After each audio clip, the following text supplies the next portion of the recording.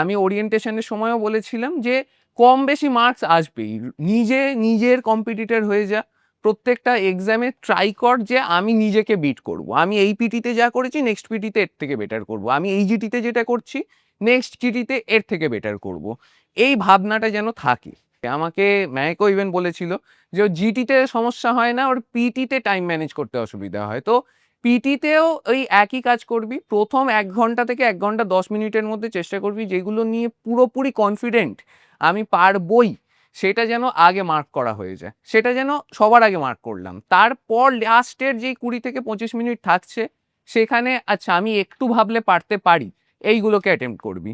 Not necessary এইখানে তোকে 360-এ একদম 350 পেয়ে দেখাতে হবে, কারণ রিয়েল টাইমে যখন তোরা এক্সাম দিবি নিটে তখন 3 ঘন্টা সময় থাকবে, তখন খুব ভালোভাবে টাইম ম্যানেজ করতে পারবি। বাট এই সময় তোরা যদি অ্যাকিউরেসিটা বাড়াতে পারিস এই এক্সামগুলোর থ্রু, তখন দেখবি একটা আলাদা কনফিডেন্স বুস্ট করে।